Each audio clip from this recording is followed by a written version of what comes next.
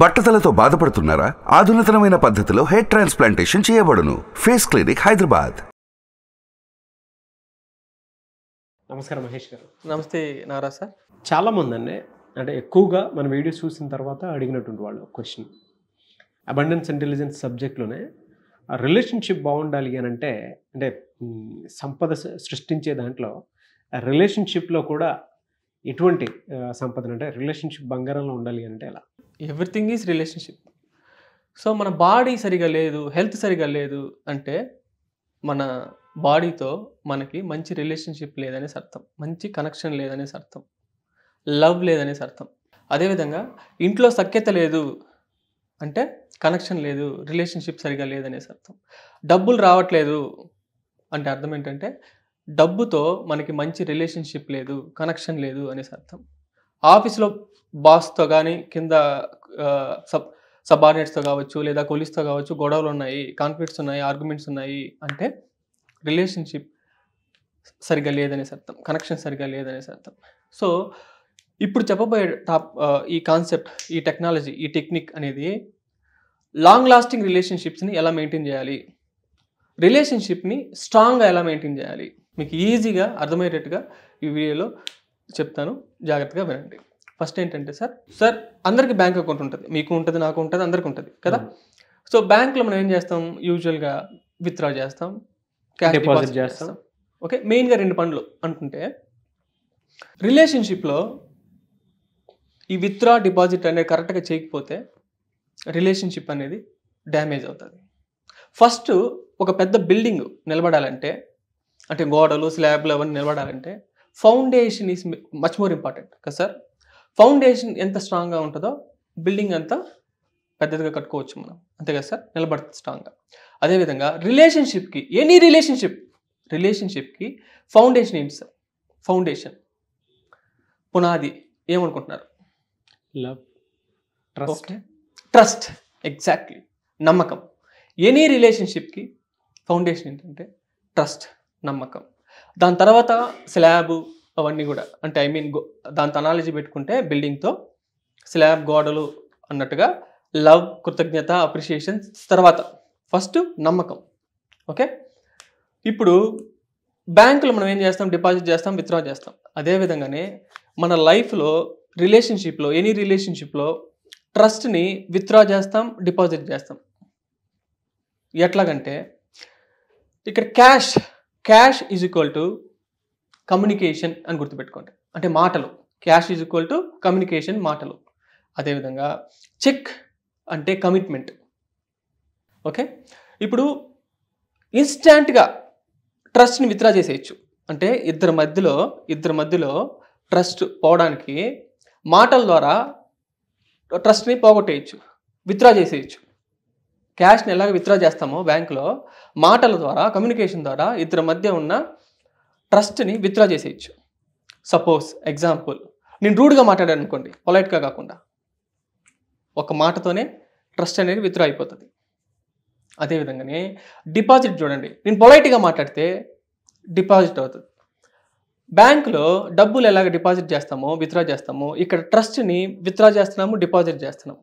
Okay, అక్కడైతే cash, check, ఇక్కడైతే communication, commitment. Okay, మాటల ద్వారా ఇప్పుడు అర్థమైంది మనకి. కమిట్మెంట్ అంటే ఇప్పుడు హస్బెండ్ అండ్ వైఫ్ ఇద్దరు ఉన్నారు. ఓకే, హస్బెండ్ సండే నిన్ను సినిమాకి తీసుకెళ్తాను అనేసి అన్నాడు, కమిట్మెంట్ అది కదా సార్.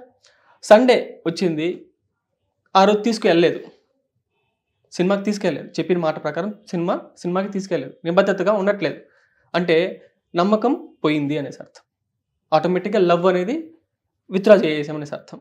ఓకే, ఇది కమిట్మెంట్కి, కమ్యూనికేషన్కి, ట్రస్ట్ బ్యాంక్ అకౌంట్ గురించి. ఓకే, ఇంకా ఎగ్జాంపుల్ ఏంటంటే ఒక రిలేషన్షిప్ స్ట్రాంగ్గా ఉంది అంటే ఈజీగా మనం చెప్పొచ్చు ఏమనేసి అంటే దాంట్లో డిపాజిట్స్ ఎక్కువ ఉన్నాయి అని అర్థం. విత్డ్రావల్ కంటే కూడా డిపాజిట్స్ ఎక్కువ ఉన్నాయని అర్థం. అంటే ఇప్పుడు బ్యాంక్ అకౌంట్ ఫుల్గా ఉంది అంటే డిపాజిట్లు ఎక్కువ ఉన్నాయి, విత్డ్రా కంటే కూడా డిపాజిట్లు ఎక్కువ చేసాం, క్యాష్ ఎక్కువ చేసాం, చెక్కులు ఎక్కువ చేసాం విత్డ్రా కంటే కూడా అనేసి అర్థం. అంతే కదా సార్? అంతే. ఓకే, ఇప్పుడు ఒక ఎగ్జాంపుల్ చెప్తా.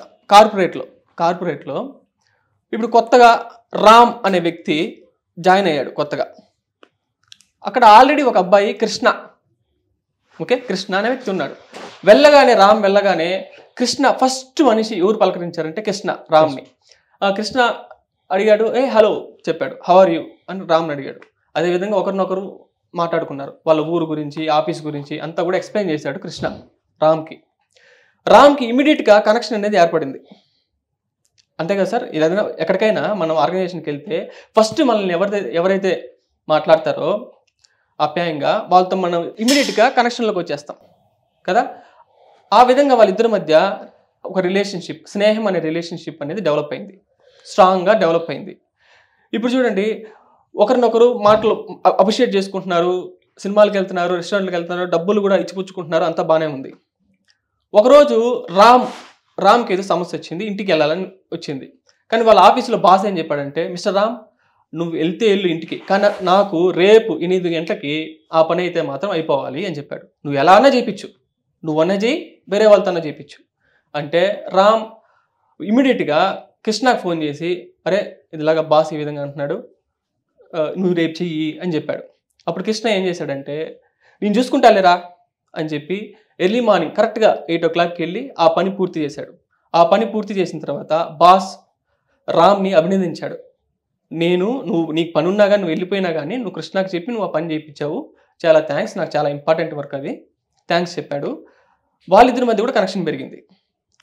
అట్లాగా మళ్ళీ కనెక్షన్ పెరుగుతూ ఉంది, కమిట్మెంట్స్, డిపాజిట్స్, విత్డ్రాస్ అంతా కూడా జరుగుతూ ఉంది. ఒకరోజు ఏం జరిగిందంటే, రామ్ వాళ్ళ ఇంట్లో ఏదో ఫంక్షన్ జరిగింది. కృష్ణకి ఫోన్ చేశాడు, అరే మా ఇంట్లో ఫంక్షన్ రా, నువ్వే వచ్చి చూసుకోవాలి మొత్తం అనేసి అన్నాడు. ఆ రోజు ఫంక్షన్ రోజు కృష్ణ రాలేదు వాళ్ళ ఇంటికి రాలేదు. మళ్ళీ పక్క రోజు ఆఫీస్కి వెళ్తే ఏరా రాలేదు అని అడిగితే, అసలు ఎక్కడికి రావాలరా అని అడుగుతున్నాడు కృష్ణ. అదేంటి, నువ్వు వస్తావు అనేసి ఎక్స్పెక్ట్ చేశాను, ఏంటి ఎక్స్పెక్ట్ చేసావు, ఏదో మాట్లాడకుండా గమని వెళ్ళిపోతున్నాడు. విత్డ్రా జరిగిపోయింది. వస్తానని చెప్పాడు, మర్చిపోయాడు దాని గురించి, కనీసం మర్చిపోయానని కూడా చెప్పకుండా ఏంది అని అడుగుతున్నాడు. అంటే చాలా విత్డ్రా అయిపోయింది. ఓకే, అంటే యూజువల్గానే ఏదైనా రిలేషన్షిప్లో కొన్ని రోజుల తర్వాత గ్రాంటెడ్గా తీసుకుంటాం, అంతే కదా సార్, గ్రాంటెడ్గా తీసుకుంటాం. సో ఒక 6 నెలలు ఇలాగ విత్డ్రాలు డిపాజిట్లు జరుగుతూ వచ్చింది. ఎక్కువగా విత్డ్రాలు జరిగిపోయింది, అంటే నమ్మకము ఎక్కువగా విత్డ్రా జరిగిపోయింది. బ్యాంకులో ఎక్కువగా విత్డ్రా జరిగిపోయింది, నిల్ చూపిస్తాను, జీరో చూపిస్తుంది. ఇప్పుడు బ్యాంక్ వాడి దగ్గరికి వెళ్ళి డబ్బు అడిగితే బాస్ లేదు, జీరో, డబ్బు తీసుకోలేము అంటాడు. అదేవిధంగానే జీరో అయిపోయింది ఇక్కడ. ఒకరోజు కృష్ణ టీ తాగుతూ ఉన్నాడు, నడుస్తూ వెళ్తున్నాడు. టీ అట్లా కదలడం వల్ల తన షర్ట్ మీద పడింది, రామ్ షర్ట్ మీద పడింది. ఇమీడియట్గా వాళ్ళిద్దరు పెద్దగా గొడవలు వేసుకుంటున్నారు. గొడవ ఎప్పుడు సార్ స్టార్ట్ అయింది? 6 months బ్యాక్ స్టార్ట్ అయింది. అప్పటి నుంచి కాన్స్టెంట్గా విత్డ్రాల్ జరిగిపోవడం వల్ల ఆ రోజు టీ అనేది సిల్లీ రీజన్, అంతే కదా సార్, సిల్లీ రీజన్ అది, కానీ ఆ రోజు గొడవ పడుతూ ఉంటాం. సో విషయం ఏంటంటే, సో ఇప్పుడు మీరేం చేయాలంటే, ఎవరితో అయినా కనెక్షన్లో ఉండాలంటే ఇమ్మీడియట్గా వాళ్ళతో విత్డ్రాలు స్టాప్ చేయాలి. అన్కాన్షియస్గా చాలా విత్డ్రాల్ చేస్తూ ఉంటాం మన బిహేవియర్తో, అంతే కదా సార్, నమ్మకాన్ని పోగొడుతూ ఉంటాం మన మాటలతో కావచ్చు, ఓకే, మన కమిట్మెంట్స్తో, మన బిహేవియర్తో కావచ్చు, మనం చాలా విత్డ్రా చేస్తూ ఉంటాం ట్రస్ట్ని. ఓకే, ఇప్పుడు ఇమీడియట్గా ఎవరైనా వీక్గా ఉంటే ఇమీడియట్గా వాళ్ళు ఏం చేయాలంటే విత్డ్రాల్ చేయడం స్టాప్ చేయాలి. ఓకే, డిపాజిట్ చేయడం ప్రారంభించాలి. సరే, కొన్ని అన్కాన్షియస్ బిహేవియర్స్ చెప్పండి, విత్డ్రాల్ చేసే బిహేవియర్స్, ట్రస్ట్ని విత్డ్రా చేసే అన్కాన్షియస్ బిహేవియర్స్ కొన్ని చెప్పండి. మనకే తెలియకుండా చేసేస్తూ ఉంటాం. జనరల్గా యూజువల్గా ఏంటంటే మన పక్కన కొన్ని బిహేవియర్లో రిలేషన్షిప్లోనే చూస్తూ ఉంటాం మనం. ఏదైనా బయట పేర్ గ్రూప్స్లో ఉన్నప్పుడు తెలియకుండానే ఇక్కడ ఇవ్వాల్సినటువంటి ఇంపార్టెన్స్ వేరే చోట ఇచ్చేస్తూ ఉంటాము. వైఫ్ వెంటనే హర్ట్ అవుతుంది. నేను ఎక్స్పెక్ట్ చేసేది ఏంటి, నీతో పాటు కలిసి వచ్చినప్పుడు ఆ మాత్రం అన్నా సరే రిలేషన్షిప్లో ఆ రెస్పెక్ట్ ఇస్తావను, ఇంకోటి ఎక్స్పెక్ట్ చేస్తాను. సరే, అది చేయలేదు, పక్కన పెట్టేసావు. ఓకే, దాని తర్వాత నువ్వు వచ్చి అడిగావా, నేను సడన్గా వెళ్ళిపోయాను, ఏమన్నా హర్ట్ అయ్యావని చెప్పేసి అడిగా, లేదు, అది కూడా ఉండదు. ఓకే, 2 ఫినాన్షియల్ దానికి సంబంధించి ఇంట్లో మాట్లాడేటప్పుడు, అంటే వైఫ్ అండ్ హస్బెండ్ రిలేషన్షిప్లో అది మాట్లాడేటప్పుడు డెఫినెట్గా ఎలా అంటే కొన్ని విషయాలు దాయడానికి ప్రయత్నం చేస్తారు హస్బెండ్స్. సో అది నోయింగ్లీ అన్నోయింగ్లీ అలా జరిగిపోతుంది. అంటే నా అవసరాన్ని బట్టి ఇలా చేయటం ఇది కరెక్టే అనేటువంటి దాన్ని అక్కడ కూడా ట్రస్ట్ బ్రేక్ అయ్యడానికి అవకాశం ఉంటుంది. అట్ ద సేమ్ టైం అక్కడ కూడా విత్డ్రా అవుతారు. అవును, నమ్మకాన్ని విత్డ్రా చేస్తారు, నమ్మకాన్ని తెలియకుండానే విత్డ్రా చేసేస్తారు. నేను మీకు కింద చెప్పినట్టు బెస్ట్ ఎగ్జాంపుల్, సోషల్ లైఫ్లో వైఫ్ అండ్ హస్బెండ్ ఉన్నప్పుడు, సోషల్గా మూవ్ అవుతున్నప్పుడు అక్కడ తెలియకుండానే వైఫ్ చాలా ఎక్కువ సఫర్ అవుతూ ఉంటుంది. అవును, నోయింగ్లీ. ఇంకొన్ని బిహేవియర్స్ ఏంటంటే థ్యాంక్ యూ చెప్పం, థ్యాంక్ యూ చెప్పం, ఐఎమ్ సారీ అని చెప్పం. Just I'm sorry thank you అని చెప్తే అక్కడ డిపాజిట్ జరిగిపోద్దండి, కానీ అది చెప్పం ఆ 2 పదాలు. ఓకే, అదేవిధంగా కొన్ని అన్కాన్షియస్ విత్డ్రాలు చూస్తే ఒకరు మాట్లాడుతూ ఉంటే వాళ్ళ కళ్ళల్లో కళ్ళు పెట్టి చూడడం, మనం ఎక్కడో ఆలోచన చేస్తూ ఉంటాం, ఇది కూడా అన్కాన్షియస్ విత్డ్రావల్. అదేవిధంగా ఒకరు రిజల్ట్స్ చెప్తున్నారు, సపోజ్ అరే నా ఇంట్లో మంచి జరిగింది అనేసి, మనం ఇమీడియట్గా ఇంటరప్ట్ చేసి ఇప్పుడు ఇక మీదట మీరు ఏం చేయాలంటే కాన్షియస్గా డిపాజిట్ చేయాలి. కాన్షియస్గా ఎలా డిపాజిట్ చేయొచ్చు అంటే థ్యాంక్ యూ చెప్పొచ్చు, ఐఎమ్ సారీ చెప్పొచ్చు, ఐ లవ్ యూ చెప్పొచ్చు. ఓకే, లైఫ్ పార్ట్నర్కి అయితే పక్కన కూర్చోవాలి, అప్పుడప్పుడు హక్ చేసుకోవాలి. ఓకే, లైఫ్ పార్ట్నర్కి అయితే ఐ లవ్ యూ చెప్తా ఉండండి, అప్పుడప్పుడు థ్యాంక్ యూ చెప్పండి, పక్కన కూర్చోండి, అట్లీస్ట్ వాళ్ళ కోసం టీ అట్లాంటివి వాళ్ళకి ఇష్టమైంది చేయొచ్చు. ఓకే, అదేవిధంగా మిగతా వాళ్ళకైతే కాన్స్టెంట్గా అడ్వైజులు ఇవ్వడం ఆపేయండి, అది కూడా విత్డ్రాల్. కాంప్లిమెంట్ ఇవ్వండి. సో సింపుల్గా నేను చెప్పేది అంటే లవ్, అప్రిషియేషన్స్ అనేది చాలా ఇంపార్టెంట్, కృతజ్ఞతలు చాలా ఇంపార్టెంట్. మీరు అప్రిషియేట్ చేస్తే మనస్ఫూర్తిగా ఆటోమేటిక్గా డిపాజిట్స్ అనేది జరిగిపోద్ది అనేసి అర్థం. సో ఇప్పుడు నేను చెప్పిన ఈ పాయింట్స్ అయితే మీరు పాటించారంటే ఖచ్చితంగా మీ రిలేషన్షిప్ మళ్ళీ స్ట్రాంగ్ అవుతుంది. ఓకే ఎనీవేస్ థ్యాంక్ యూ అండి, thank you so much Mahesh గారు. అయితే చాలామంది క్లాసెస్ అడుగుతున్నారు, ఎప్పుడున్న అవకాశం ఉంటుంది? April 14th master class abundance intelligence. Okay, రండి. దాంట్లో రిలేషన్షిప్ గురించి ఉంటుంది, డబ్బుల గురించి ఉంటుంది, విద్య, అన్ని కెరీర్ గురించి ఉంటుంది. ఓకే, బిజినెస్లో ప్రాఫిట్స్ గురించి, ప్రాఫిటబిలిటీ గురించి, వీటి గురించి కూడా ఉంటుంది.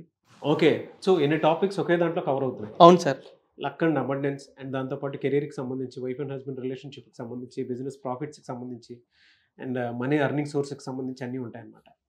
సో దీర్ఘకాలిక వ్యాధులు, దాని నుంచి ఎలా విముక్తి, అనుబంధాల్లో చక్కటి సఖ్యత. ఓకే, ఎనీవేస్ సో ఎవరైనా జాయిన్ అవ్వాలి అనుకునేటువంటి వాళ్ళు April 14th నుంచి బ్యాచ్ స్టార్ట్ అవుతుంది. స్క్రీన్ మీద మీ కాంటాక్ట్ నెంబర్ కనిపిస్తుంది, అని మీరు కాల్ ఆర్ మెసేజ్ వాట్సాప్ చేసి వెంటనే ఎన్రోల్ చేసుకోండి. అండ్ ఎనీవేస్ థ్యాంక్ యూ అండి, thank you so much Mahesh గారు, very good. Thank you. Suman టీవీలో మీ పర్సనల్ అండ్ బిజినెస్ ప్రమోషన్స్ కోసం కింది నెంబర్కి కాంటాక్ట్ చేయండి.